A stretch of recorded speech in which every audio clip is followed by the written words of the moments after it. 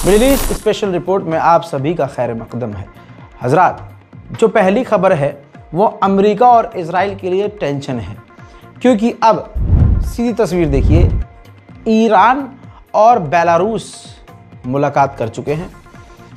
Iran के defence minister और जो बेलारूस के state authority for military industry के चेयरमैन हैं, उन्होंने मुलाकात कर ली है। खबर ये है कि अब बेलारूस और ईरान, ये मीटिंग जो है तेहरान में हुई है। तो बेलारूस और ईरान डिफेंस कॉरपोरेशन पे बात कर रहे हैं। जैसे खुलकर रूस अभी तक हर तरह से ईरान के साथ था, भले ही बीच में उसने झोल किया है, लेकिन अब बेलारूस भी ईरान के साथ डिफेंस पर बात कर रहा है। यानी अब ईरान के साथ एक और नया देश खुलकर सामने आने को तैयार है, जिसका नाम बेलारूस है। और ये खबर अमेरिका और इजराइल के लिए अच्छी नहीं है। वहीं मैंने आपको कल बताया था कि फ्रांस और ईरान अपने कैदियों की एक कैदी की अदला बदली करने वाले हैं। फ्रांस की जेल में जो महिला, एक औरत, एक लेडी रिसर्चर जो बंद थी, फ्रांस ने उनको रिहा कर दिया है। वीडियो आपके सामने।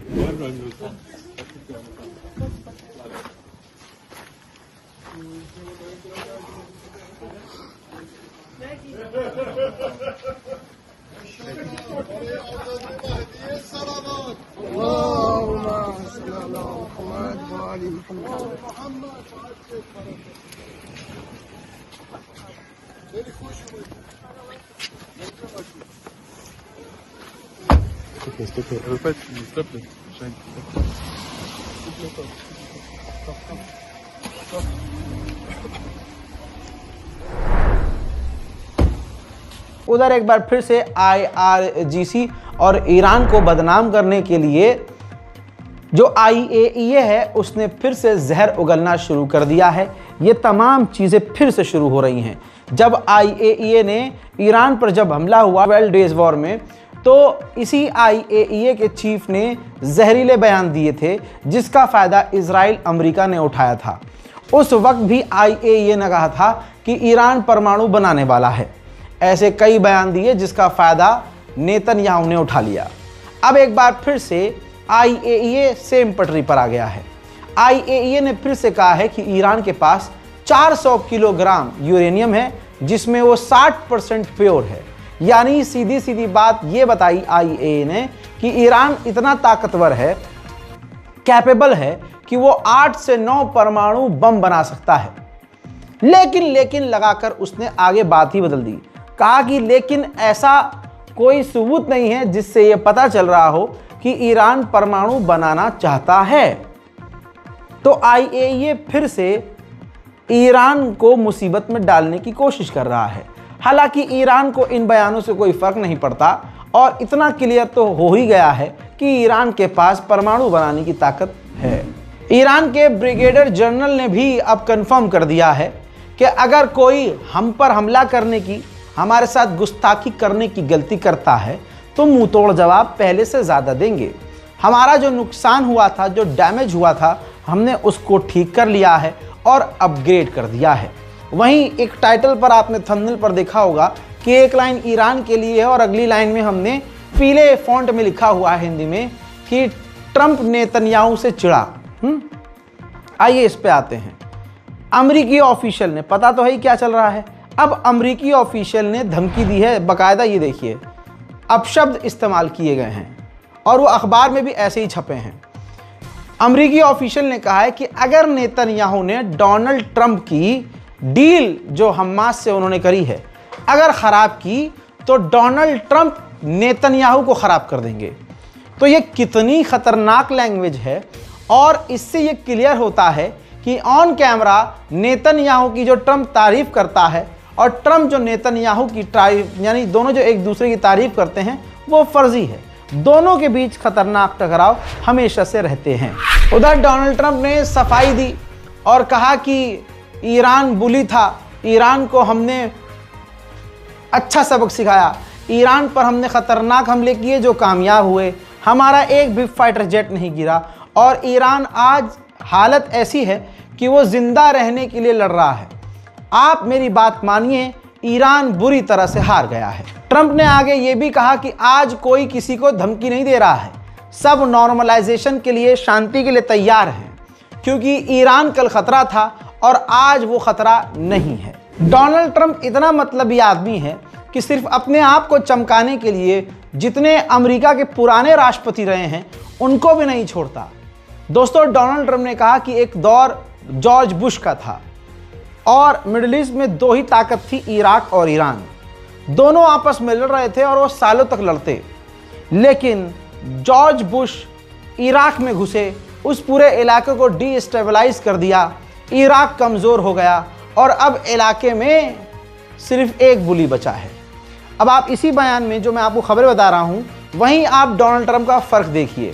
डोनाल्ड ट्रंप एक तरफ कह रहा है कि अब ईरान ख़तरा नहीं है, अब वो किसी के लिए ख़तरा नहीं है, और दूसरी तरफ डोनाल्ड ट्रंप कह रहे हैं कि ईरान अभी भी ख़तरा है।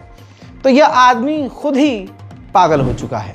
एक बात हमेशा आपको समझाने की मैं कोशिश करता आया हूं कि ईरान मुस्लिम देश है, लेकिन दिक्कत यह है कि वो शिया बहुल देश है। इस वजह से जो सुन्नी और अरब देश हैं वो ईरान से बचपन से चिढ़ते हैं, हमेशा से चिढ़ते हैं, और मुसलमानों से दूसरी कौम इसलिए आगे रहती हैं क्योंकि वही कौम प्रोपेगेंडा करके आपस में मुसलमानों को लड़वाती है। आप बड़े बड़े उलमाओं को यूट्यूब पर सुनेंगे, बहुत बड़े बड़े, तो आपको उनकी बातों में ये बात सुनने को मिलेगी। लेकिन अब अल्हम्दुलिल्लाह हालात बदल चुके हैं, तमाम मुसलमान ईरान की इज्जत कर रहे हैं, लेकिन अरब तो अरब हैं। 12 डेज वॉर के दौरान अरब देशों से लगातार कांटेक्ट में था इजराइल, और अरबी देशों को कह रहा था ये जो हमला ईरान पर कर रहे हैं, यह हमला आप पर नहीं होगा, हम आपके खिलाफ नहीं हैं। आज हम ईरान को कमज़ोर इसलिए कर रहे हैं हमला करके, ताकि ईरान फ्यूचर में आप अरबों के लिए ख़तरा न बने। आप देख रहे हैं प्रोपेगेंडा, ईरान से अकेला लड़ने में इजराइल की इतनी फट रही थी कि वो अरब देशों को शांत करने में लगा था कि गलती से आप ईरान का साथ मत दीजिएगा। भले ही ईरान का साथ किसी ने नहीं दिया, लेकिन परवरदिगार आलम ने ईरान को इज्जत बख्शी और ईरान को गैब से मदद पहुंचाई। ये मेरी बात भी बहुत सारे मुसलमानों को बुरी लगेगी, लेकिन मेरा उसूल है ला इलाहा इल्लल्लाह मुहम्मदुर रसूलुल्लाह। इस बैनर के अंडर अगर मुसलमान ईमानदारी से आकर एक दूसरे से नफरत खत्म कर दें तो आप सोच भी नहीं सकते कि ये मुसलमान कितनी बड़ी ताकत है। एक ब्रिटिश ईरानी आमिर रजा जरियालम, ये वैज्ञानिक हैं और ईरान में काम कर रहे थे, लेकिन जासूसी वो जर्मनी और इजराइल के लिए कर रहे थे, ईरान के वैज्ञानिकों के झुंड में रहकर। सबूत मिले, ईरान ने गिरफ्तार किया और अब 10 साल की सजा उन्हें सुना दी है। ईरान में पानी तो ना के बराबर है, क्राइसिस पानी का क्या है आपको पता है, जिसकी वजह से ईरान बिजली भी बनाने में परेशानी फेस कर रहा है। अब ऊपर से दुनिया में सबसे बड़ी पाबंदी ईरान पर लग गई, तो ऐसे में अब ईरान बचने के लिए सोलर पावर की तरफ आगे बढ़ रहा है। ईरान के जो ऑफिशियल्स बातें बोलते हैं हम शुरू में नहीं मानते हैं, लेकिन ग्राउंड पे वो चीज़ें क्लियर हो जाती हैं। हमें यकीन करने में समय तो लगता है, लेकिन बात मुसलमानों को आ जाती है समझ में।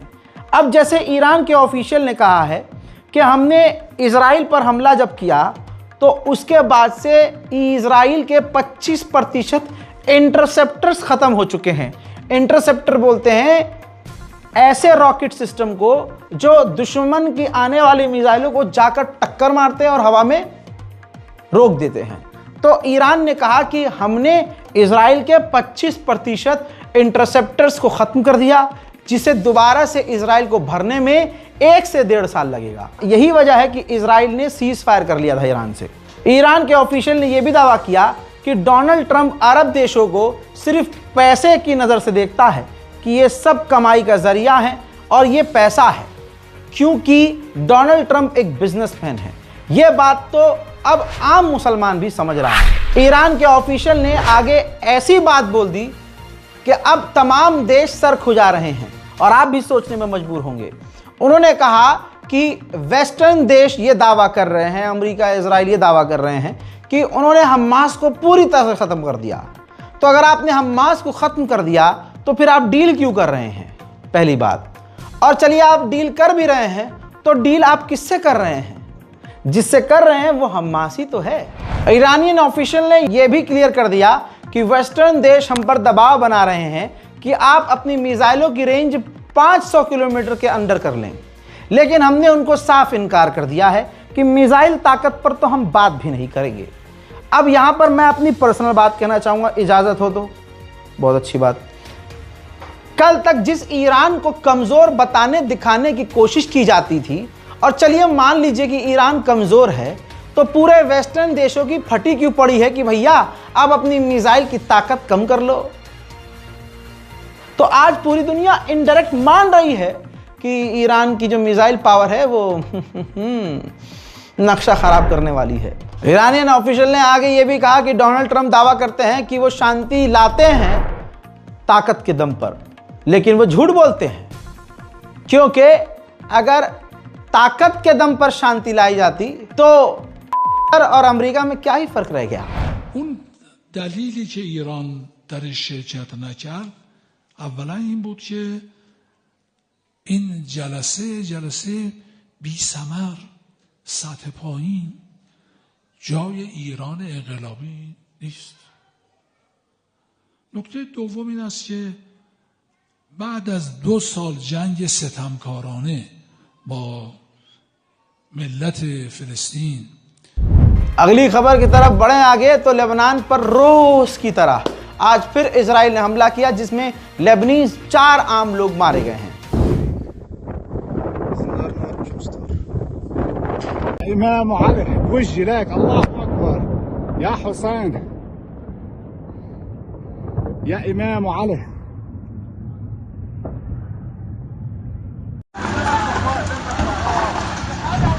इसी लेबनान के राष्ट्रपति ने अमेरिकी ऑफिशियल से मुलाकात करके वादा किया है कि इसी साल के आखिर तक हम हिजबुल्लाह को पूरी तरह से डिसआर्म कर देंगे, हथियार डलवा लेंगे।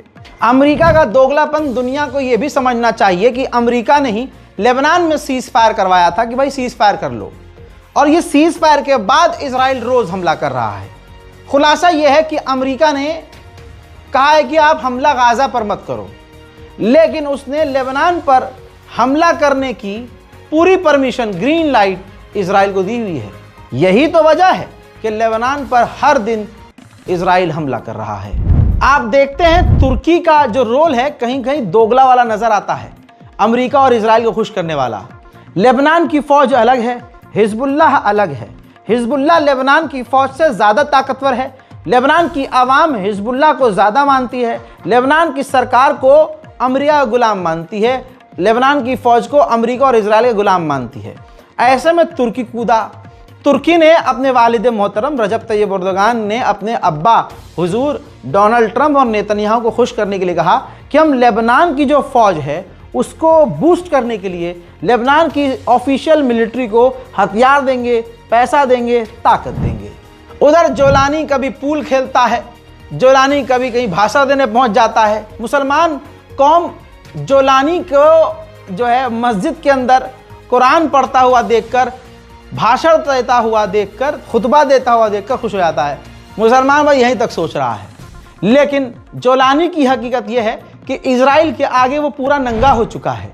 जरा ये इजराइल की फौज को देखिए, सीरिया के अंदर दिन दहाड़े बिल्कुल खुल्लम खुल्ला इजराइल की फौज घुस रही है। उनका जहां जाने का मन कर रहा है वो जा रहे हैं। अमेरिका और इजराइल पूरी तरह से सीरिया में दादागिरी कर रहे हैं। कोई अरब देश जोलानी के लिए नहीं बोल रहा है। अरे बोलेगा क्यों, जब जोलानी की खुद की इतनी ताकत नहीं है कि वो इजराइल से लड़े। बल्कि इजराइल जब सीरिया के अंदर घुसा तो जोलानी ने उसी वक्त कह दिया था, आपको मेरी बात याद होगी, कि भैया हम इजराइल से लड़ना नहीं चाहते। अजी सीरिया के तो हालात इतने खराब हैं, इस वीडियो को देखिए। ये इजरायली ब्लॉगर यूट्यूबर है, ये दमिश्क पहुंच गया, सीरिया की राजधानी दमिश्क, और वहां व्लॉग बनाकर वीडियो दुनिया को दिखा रहा है कि देखो हम इजरायली सीरिया पर राज कर रहे हैं, सीरिया में हम खुला घूम रहे हैं। अब होगा क्या, इजराइल टूरिज्म के बहाने सीरिया के अंदर अपने इजराइल के लोगों को भेजेगा। इजराइल के सेटलर्स वहां सीरिया के अंदर घुसकर जैसे वेस्ट बैंक में फिलिस्तीन में फिलिस्तीनियों पर हमला करते हैं, वैसे ही सीरिया के अंदर इजराइल के लोग हमला करना शुरू कर देंगे। उनके लिए सीरिया के लोगों पर हमला करना आसान इसलिए है क्योंकि एक बड़ा जत्था ऑलरेडी सीरिया के अंदर मौजूद है जो इजराइल और इजराइल को सपोर्ट करता है। हत्ता कि हमेशा से वो ये मांग कर रहे हैं सीरिया के अंदर स्वादा का इलाका, जहां वो यहूदियों से मोहब्बत करने वाली कौम द्रूज कम्युनिटी रहती है, तो सीरिया के अंदर जो इजराइल के टेररिस्ट जाएंगे स्वादा में रहेंगे। स्वादा के लोग जो द्रूज कम्युनिटी है वो इजराइलियों को पूजा वूजा करेगी, उनकी आरती उतारेगी। अरे साहब आइए आइए, आपका इंतजार था। तो सीरिया आगे तक के लिए बड़े खतरे में है। ये मैं बार बार समझा रहा हूं और आपको इस समझ में आ जानी चाहिए क्योंकि आने वाले वक्त में आप सीरिया की खबरें ज्यादा देखेंगे। वहीं फ्रांस ने बशर अल असद जो सीरिया के पूर्व राष्ट्रपति हैं उनके खिलाफ तीसरा अरेस्ट वारंट जारी कर दिया है। इधर डोनाल्ड ट्रंप और इजराइल की सरकार के बीच तकरार बढ़ रही है। जो वो कट्टरवादी नेता है बेंजीवीर इजराइल का, उसने चापलूसी की, मक्खन लगाकर नेतन्याहू के इस नेता ने ट्रंप को जलील किया। ट्रंप ये बर्दाश्त नहीं करेंगे। बेंजीवीर ने कहा कि डोनाल्ड ट्रंप एक अच्छे नेता हैं, हमें सपोर्ट करते हैं, लेकिन हम कहना ये चाहते हैं कि इजराइल एक आज़ाद देश है, हम जो मर्जी चाहे कर सकते हैं। यानी वेस्ट बैंक पर कब्जे पर चिढ़ा हुआ है ट्रंप और मना कर रहा है अमेरिका की मत करना। इस पर इजराइल के नेतन्याहू के जितने नेता हैं ट्रंप को इनडायरेक्ट वे में निशाना बना रहे हैं।